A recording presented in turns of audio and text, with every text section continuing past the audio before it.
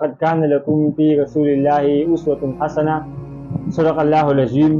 ډیر زیات عزتمن مسلمانانو، څنګه تاسو په علم کې دا چې موږ د 10 روزه سیرت النبی صلی الله علیه وسلم کورس آغاز کوو، نو د ټول اول به موږ دا زده کول موږ ته ضروري دي چې هغه د سیرت رسول صلی الله علیه وسلم لوستل او دا ویل دا زموږ دپاره ولې ضروري دي.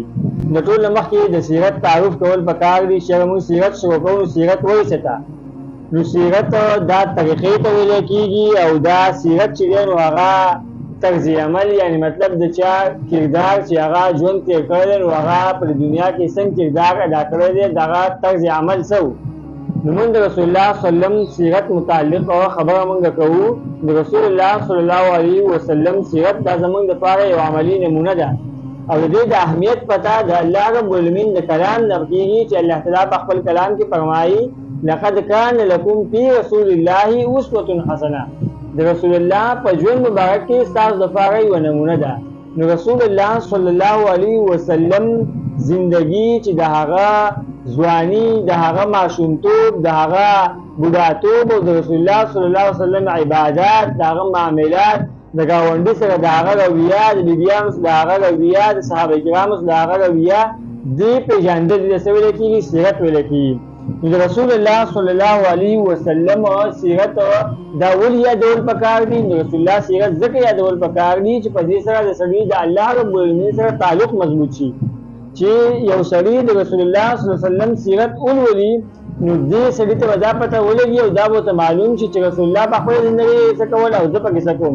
ځکه زه خو د الله د پیغمبر امتي یم او د الله پیغمبر چې کوم کار کړی دی پکار دي زه په هغې باندې عمل وکړم او زما لپاره ضروري خبره دا ده چې کوم سړي سره زه محبت کوم او کوم زما محبوب دی خو چې هغه کوم کار کوي زه به هغه کوم. د الله پیغمبر صلی الله علیه وسلم زیات تر فوکس دا په عبادت باندې وکړی او د الله رب العالمین سره د تعلق جوړولو.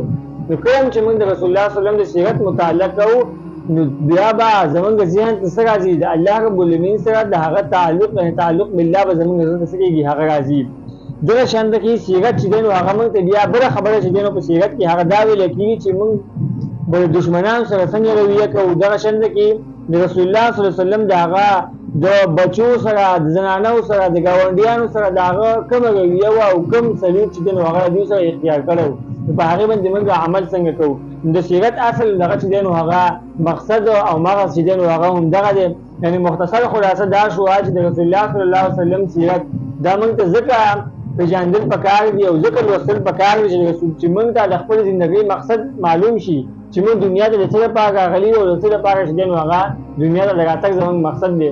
نو انشاءالله په آینده درس کې به موږ د رسول الله صلی الله علیه وسلم د هغه د ماشومتوب او د هغه د ولادت ذکر چې دی نو هغه موږ په آینده درس کې کوو. نو که ستاسو کې د چا څه سوال د دې سیرت متعلق نو هغه تاسو موږ ته په کمنټ سیکشن کې هم ویلی شئ او په دې ویډیو کې به چې دی نو موږ خپل نمبر هم ورکړی، په دې ویډیو کې به چې دی نو هغه نمبر هم وي او دغه شانته کې تاسو څه قسمه اسلامي سوال یعنې صحت متعلق سوال هغه تاسو موږ ته رالیږلی شئ، د هغې جواب به چې دی نو موږ انشاءالله په آینده کلاس کې په آخر کې چې دی نو هغه کوو.